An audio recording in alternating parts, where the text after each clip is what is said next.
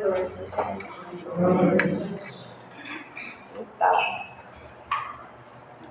falar dessa parentela, vamos dizer, corporal e espiritual, eu acho de extrema importância para nós. Né?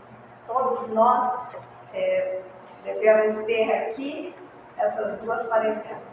Isso daí a gente vai, e cada um vai analisando o que a lição de hoje, que nós vamos estudar hoje, vai trazer para a nossa vida. O que são esses parentescos corporais e espirituais? Então diz aqui no Evangelho, no capítulo 14, que o título do capítulo é Honra a teu pai e a tua mãe. E dentro desse capítulo tem parentesco corporal e espiritual.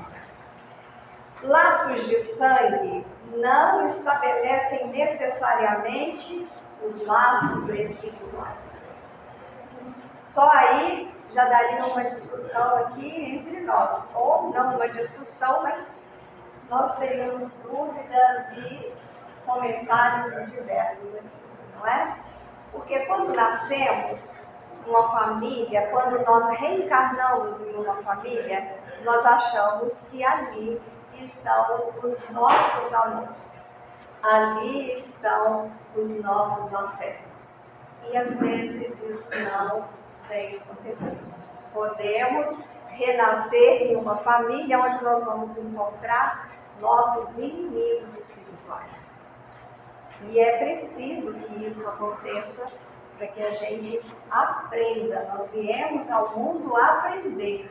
Nós renascemos para aprender a amar. Mas até chegarmos ao amor, nós precisamos aprender a indulgência, a paciência, a tolerância, não é? Porque sem o perdão, nós não vamos conseguir amar. E tudo isso que foi citado aqui são sentimentos, é tudo que vem de dentro para fora. Eu não posso, né? Uma vez eu falei aqui, eu não posso jogar um balde na Helenice de afeto se ela não sentir o afeto dentro dela. É algo que tem que sair da gente. Não jogar na gente que a gente vai sair daqui boazinha, não é? E fazendo só o bem. Então, esses sentimentos, a gente aprende, começa a aprender exatamente na nossa família corporal. Então, para que a gente depois entenda, a nossa família espiritual. O corpo procede do corpo, mas o espírito não procede do espírito, porque esse existia antes da formação do corpo. E é verdade. Nós costumamos dizer que, né, quando desencarnamos, sabemos que somos imortais. Nós não somos eternos. Eterno é só Deus. Não teve início e nem terá fim. Mas uma vez que nós fomos criados por Ele, nós jamais vamos deixar de existir. Então, nós somos as suas criaturas. Ele nos criou, então nós somos imortais. Jamais vamos deixar de existir. Jamais vamos deixar de evoluir. Um dia nós seremos espíritos de luz, assim como Jesus. A gente pode achar que não, Jesus ele não foi criado puro. Ele fez a evolução espiritual dele, assim como nós estamos fazendo a nossa, que depende do nosso livre-arbítrio, para que a gente chegue ao patamar de Jesus Cristo. Né? Estamos muito longe ainda, porque nós ainda estamos num planeta de provas e expiações. Somos imperfeitos, sim, mas temos que trazer em nós que nós somos perfeitinhos. Um dia nós seremos também iluminados. O Pai não gera o espírito do Filho, fornece-lhe apenas o envoltório corporal, mas deve ajudar seu desenvolvimento intelectual e moral para o fazer progredir. Aqui mostra para nós a responsabilidade, o compromisso e comprometimento que nós temos com esses espíritos que vem como os nossos filhos. E nós também somos filhos. Não é? Se estamos aqui, porque fomos filhos, ou somos filhos ainda, não é? E com os nossos filhos. Esse compromisso que nós temos com eles, nós assumimos no mundo espiritual. Então, quando chega aqui, nós temos que fazer valer isso. Nós temos esse compromisso de conduzir esses espíritos de forma intelectual e moral. E às vezes falhamos. Muitas das vezes nós falhamos com isso. Nós vamos deixando aquela criança que se joga no chão, que faz a pirraça. Deixa a criança. Ali tem um espírito que pode ser mais velho do que nós. Ali tem um espírito que já está começando a mostrar para nós, pais, quem eles são. Então, é nossa obrigação, nós temos esse compromisso com aquele ser de conduzir. Lembrando que ele já existia. Não fomos nós que fizemos, nós vamos só trabalhar essa moralidade daquele ser que está ali e que nós não sabemos quem é. Pode ser um afeto nosso, mas pode ser um inimigo nosso, que veio ali para nós aprendermos a amar. E eles, talvez, também a nos amar e ter o perdão entre nós. Por isso temos, às vezes, essa desavença entre pai e filho, mãe e filho, ou filha, e que tem uma inimizade, tem, às vezes, ódio, irmãos entre irmãos, não é? Então aí mostra pra gente que ali está a carne, mas o espírito, na verdade, nós não sabemos quem é. A gente gostaria que fossem só afetos, e existem famílias que são reunidas somente de espíritos afins. Maravilha, essas famílias, elas existem, elas são unidas, são aquelas famílias que, sabe quando gostam assim, daquela confusão gostosa em casa, todo mundo junto, aquela bagunça, todo mundo vai para a cozinha, todo mundo arruma, todo mundo suja, todo mundo... Essas famílias, elas existem. E quando um está mal, todo mundo cai em cima para poder ajudar, ninguém sabe o que vai fazer. Elas existem. Mas como existem aquelas que não tem nada com isso, eu estou fora. Quero nem saber. Fez porque quis. Errou porque não vale nada. Não é assim que a gente costuma falar? Não vale nada. Fulano não vale nada. Não é? São as inimizades. Os espíritos que se encarnam numa mesma família, sobretudo como parentes próximos, são os mais frequentes espíritos simpáticos. Foi o que eu falei, essas famílias que vêm com afetividade. Ligados por relações anteriores, vidas e vidas passadas, às vezes reencarnando.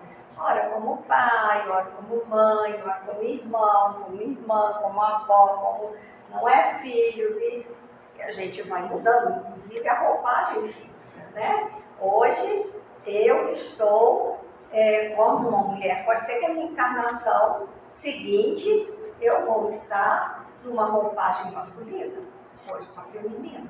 Na próxima eu posso estar como uma roupagem masculina, passando por experiências espirituais para eu aprender esses dois lados.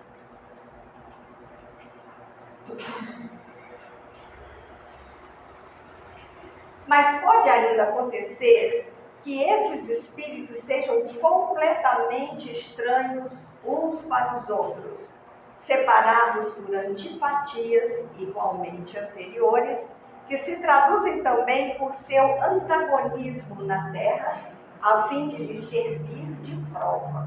Então, às vezes, vemos na nossa família, ou conhecemos alguma família, em que a gente vê um ser ali, a maioria unido. Aí fala, aquela é a ovelha negra da família, não tem nada a ver aquela pessoa ali dentro. Gente, como é que foi nascer um sujeito assim, do mesmo pai, da mesma mãe? Não é? E, normalmente, essas pessoas se sentem assim. Porque ali é um espírito falando, o que eu vim fazer aqui?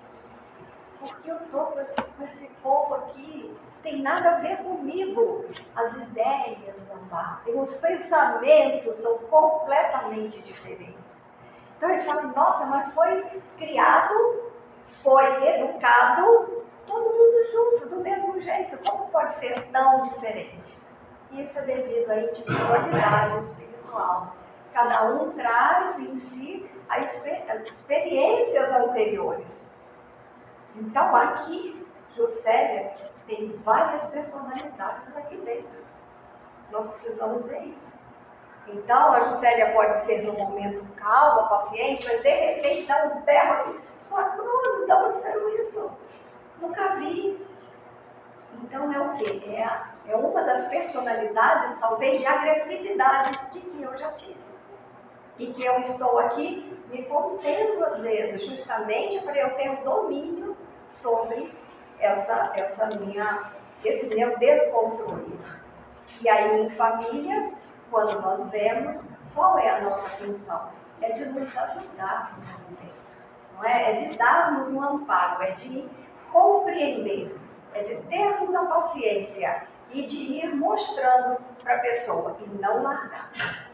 Porque quando largamos um filho, vamos supor, vai entrando na adolescência em que os hormônios estão em turbilhão, ali o espírito está começando a perceber quem ele é. Aí ele vai para a droga. Ai, gente, ninguém ensinou, o pai não fuma, não bebe. Como é que esse menino foi para a droga ou essa menina foi para lá? Como? Experiências em que trazem. E é atraído por essa convivência espiritual que teve com outros espíritos no mundo espiritual, nós sabemos que os espíritos se procuram. E daí passa essa fase turbulenta da adolescência, vem a fase adulta. E se esse que teve um problema aqui, foi abandonado aqui pela família, pelos pais, fulano, não tem jeito, eu já desisti. Se os pais falam que um filho não tem jeito, quem vai dar jeito nele? Eu falo assim, se meus pais me rejeitam, eu vou esperar o quê? O que o mundo vai oferecer a ele? Porque mundo não é maternal. O mundo cobra e é cruel. Então, não vai ter pena daquele ser que está ali. Então, nós temos que pensar quem são os novos que ainda pretendem botar filhos no mundo. Isso é uma dádiva para nós passarmos pela maternidade e paternidade. Mas sempre saber quem está ali naquele pessoa. Quem eu estou? Eu estou gerando um corpo. Quem vai ocupar esse corpo? Quem já está comprometido comigo de renascer ali na minha família? Então não é só fazer chá revelação, ser menino ou menina, toda alegria, isso tudo faz parte. Decorar um quarto, isso é ótimo. Seja bem-vindo, nós estamos recebendo uma alegria. Seja bem-vindo, você vai ser muito amado. Mas esse amor vai ter que continuar depois. E se não conseguir, vai ter que aprender. Pelo menos é o que Deus espera de nós. Devemos aprender. Tudo que vem desse verbo dever é divino. E depois a gente fala aqui, eu quero amar, usando o livre-arbítrio. Porque eu quero, eu posso, eu devo. Eu posso querer uma coisa, eu posso ter essa possibilidade de fazer o que eu quero, de ajudar o que eu quero, e às vezes eu não devo, porque não está certo, mas eu quero. Está errado, mas eu vou apoiar o errado assim mesmo. Eu posso apoiar o errado, vou apoiar o errado, mas eu não devo. Então o devo é divino. Sempre a gente lembrar isso. E às vezes eu quero, não tenho possibilidade, mas eu devo fazer. Então eu preciso criar essa possibilidade. Então isso tudo trazendo para dentro da família, gente. Sempre lembrando ali do nosso convívio familiar. Porque o convívio familiar não é só pai, mãe e filhos. Não. Vamos lembrar dos agregados também que não chegam ali à tona, tá? Eles estão chegando também. Sogra, né? Sogro, genro, nora. Eu não sei por que o feminino sempre tem problema. Nora tem problema, sogra tem problema. Como se o genro e o sogro nunca tivessem problema com vocês soltos. Eu não entendo isso. Eu acho bem machista esse negócio aí, né? Então vamos lá. E lembrando aqui como fala que servir de prova, e às vezes nós temos alguém difícil mesmo na nossa família, prova para nós. É uma provação. Vamos associar o mundo espiritual com o mundo material. A Terra é uma escola. A gente ouve falar isso, Joana de Ângeles fala. É uma escola. Na escola a gente não faz prova. Para que a gente faz prova? Não é para aprender? Não é para ver? O professor não vai ver se você aprendeu a lição? No mundo espiritual também. Deus manda para nós as provas que nós necessitamos, que não são iguais daqui de ninguém, um é igual do outro, para ver se nós aprendemos a lição que nós nos comprometemos lá. Então, vamos ver se você realmente vai dar conta disso. E aí coloca a gente numa família difícil. Faz com que a gente nasça lá numa favela, para a gente poder provar que o que a gente já fez, igual aqueles bandidos, nós não vamos repetir. Por isso vemos lá naquela favela perigosa, pessoas de uma índole maravilhosa. Pessoas que fazem o bem, que fundam uma comunidade, associação, que protege, que são essas pessoas. E ali também está uma família espiritual dele. Então, ali também ele vai encontrar espíritos afins. E não necessariamente dentro só da casa em que nasceu. Os verdadeiros laços de família não são, portanto, os da consanguinidade, mas os da simpatia e da comunhão de pensamentos que unem os espíritos antes, durante e após a encarnação. Quem aqui não tem um amigo que dá vontade de carregar para casa?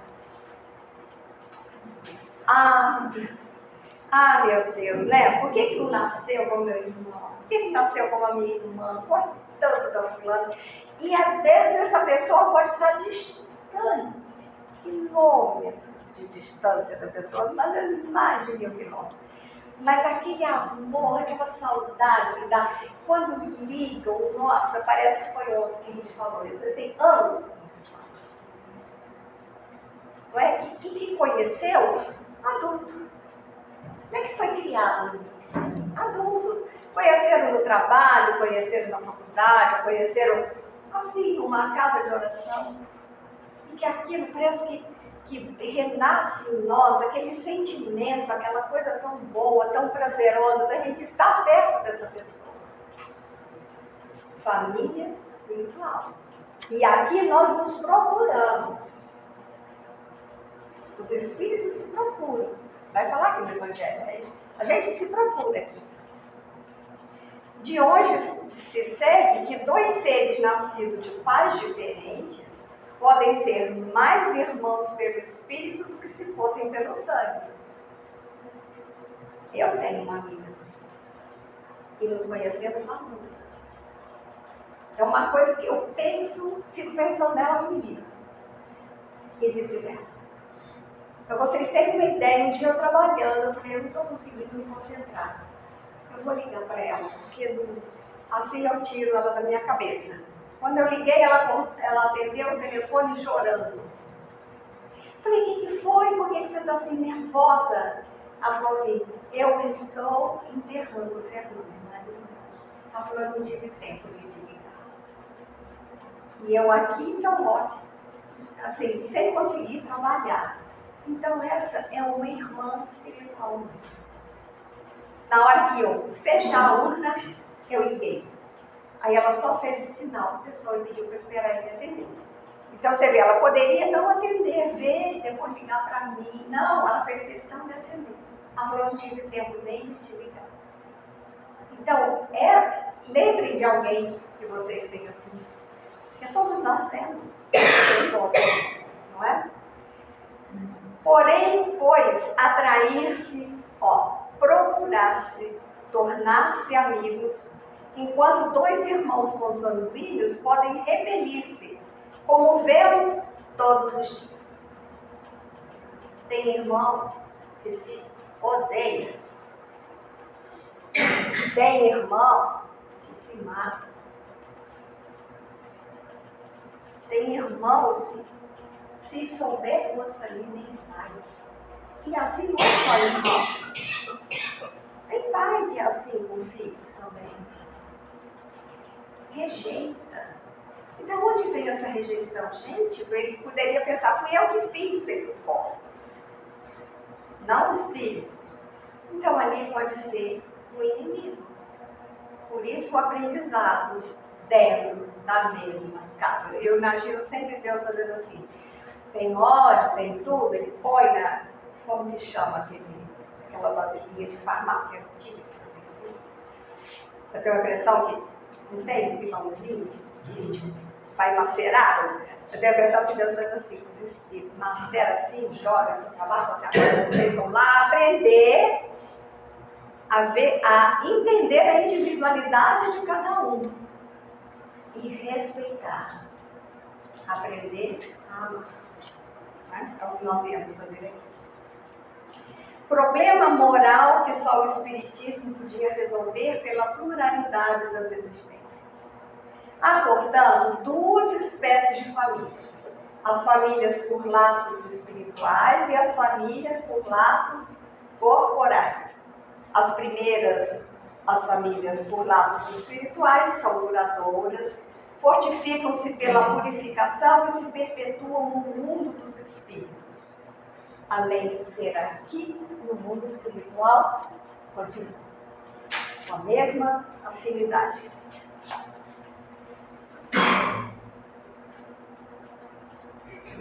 Então, no mundo dos espíritos, através das diversas migrações da alma. As segundas, frágeis, como a própria matéria, extingue-se com o tempo e quase sempre se dissolvem moralmente desde a vida atual. O nosso parentesco corporal, às vezes ele pode, vou usar outro termo, desmanchar aqui. Tem famílias que se unem porque pai e mãe estão vivos. Aí vão todos para casa porque os pais estão vivos. Aí um vem a desencarnar, fica só um, né? Não, o papai precisa de apoio, a mamãe, estão todos ali. Morreu, esse um sobrou, acabou.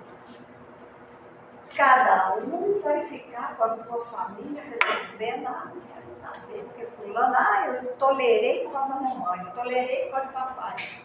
É assim? Então, acaba aqui. Isso a gente fala que é a parentela não tem afinidade, só se toleraram ali. Foi o que Jesus quis fazer compreender, dizendo aos discípulos: eis minha mãe e meus irmãos. Lembra disso? Ou seja, a minha família pelos laços espirituais. Pois quem quer que faça a vontade de meu Pai que está nos céus é meu irmão, minha irmã e minha mãe. Jesus nunca perdeu uma oportunidade para ensinar. Então, mesmo naquela situação de que os irmãos chegaram, estavam com a mãe presente, mandaram chamar Jesus. Porque os irmãos de Jesus achavam que ele era meio perturbado, eles não tinham uma afinidade com Jesus, tanto que nenhum deles foi discípulo de Jesus, né? A hostilidade, quer dizer, a inimizade de seus irmãos está claramente expressa no relato de São Marcos. Desde que, segundo este, eles se propunham a apoderar-se dele, de Jesus, sob o pretexto de que perderam o juízo. Eles achavam mesmo que Jesus era perturbado. Avisado de que haviam chegado e conhecendo o sentimento deles a seu respeito, era natural que dissesse, referindo-se aos discípulos, em sentido espiritual. Em sentido espiritual. Jesus não estava ali brincando com os assistidos dele, com quem queria aprender. Eis os meus verdadeiros irmãos. Sua mãe os acompanhava, os irmãos. E Jesus generalizou o ensino, o que absolutamente não implica que ele pretendesse que sua mãe, segundo o sangue, nada lhe fosse segundo o Espírito, só merecendo a sua indiferença. Sua conduta, em outras circunstâncias, provou suficientemente o contrário. Então, não que Jesus tivesse ignorado a mãe, mas ele aproveitou aquele momento em que queriam tirá-lo dali da pregação, do que eles estavam fazendo, para ele poder ensinar exatamente essas duas famílias que nós temos, as famílias corporais e as famílias espirituais. Então, diante dessa situação, no livro de Renovando Atitudes, pelo Espírito Hamed, aqui tem um capítulo que às vezes é polêmico: desapego familiar. O desapego familiar não é desamor, porque desamor é indiferença. Está aqui ou não, para mim, tanto faz, não quero saber, não é isso. Mas é a gente não se apegar demais ao familiar. Respeitar que aquele familiar, seja filho, seja mãe, seja irmão, seja quem for, tem uma individualidade que precisa desenvolver o seu intelecto e a sua moralidade para fazer a sua evolução. Então não é achar que não é capaz, não é achar porque às vezes a gente acha que filho não tem condição, não é capaz, não consegue, e isso a gente aprisiona. Vamos usando muito o pronome possessivo meu filho, minha mulher, meu marido, meu pai, minha mãe, meu, e não é nosso. Deus, diante dos filhos, só confiou a nós esse compromisso que temos para com esses seres. É um empréstimo que Deus nos deu. Então, quando a gente fala, mas o capítulo fala honra pai e mãe. E se eu não gostar da minha mãe, do meu pai? Mesmo assim, você vai ter que honrar.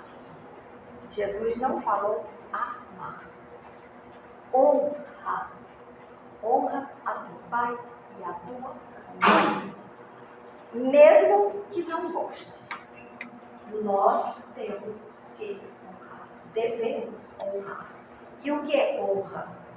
Princípio que leva alguém a ter uma conduta virtuosa, corajosa, e que lhe permite gozar de bom conceito junto à sociedade. É fazer por aqueles pais, ou por aquela mãe, ou por aquele pai, tudo o que estiver ao nosso alcance, principalmente na velhice. Mas papai foi uma peste. Isso cabe a Deus julgar. Nós, filhos, devemos dar este amor. Pode ser difícil? Pode. Porque às vezes a gente levou surras, pode ser que esse pai foi relapso com a família. É um problema do pai. E quem vai fazer esse julgamento é Deus e não nós. Então, nós devemos sempre separar. Então, a reencarnação faz o ser humano exercitar a independência quando propõe que ele é um viajante temporário entre pessoas, sexo, profissão, países, continentes ou mundos. Não obstante, ela não destrói os laços do amor verdadeiro. Antes, cria diversos vínculos afetivos entre as almas. Pais, cônjuges, filhos e amigos voltam a conviver em épocas e em posições completamente diferentes, estabelecendo na consciência uma maneira universalista de ver os relacionamentos da afeição e da simpatia sem aprisionamentos ou dependência. É o respeito que nós devemos ter entre nós da mesma família.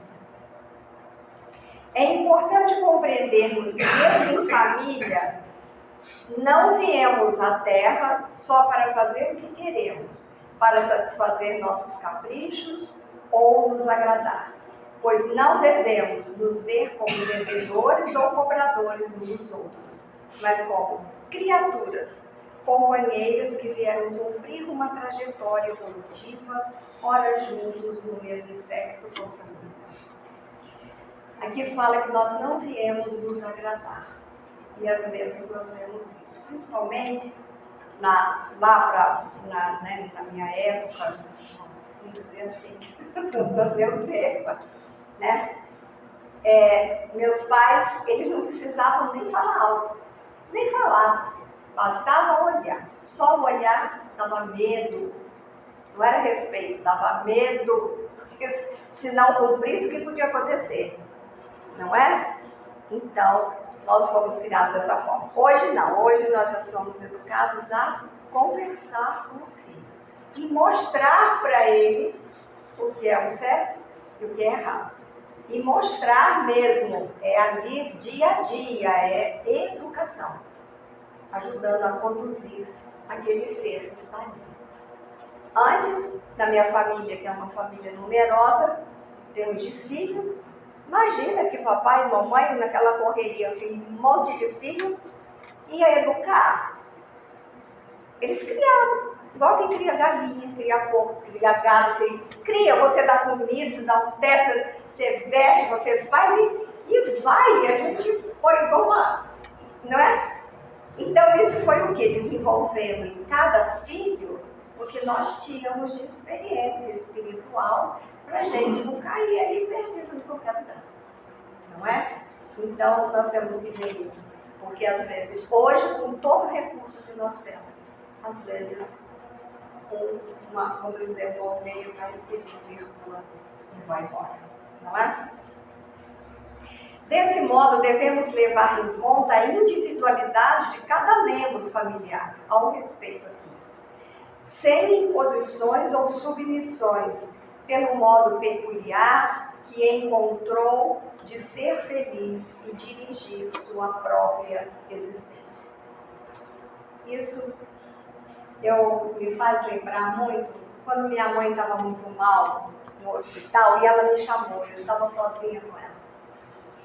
E falou, vem aqui. Aí eu fui com a voz muito fraca, ela segurou na minha mão e falou assim, estou muito feliz por ter encontrado você. Ela não falou, ela não me chamou de filha, ela só falou que estava feliz por ter me encontrado aqui. Eu falei, não é a mamãe que está aqui. Eu logo falei, não é. Porque lá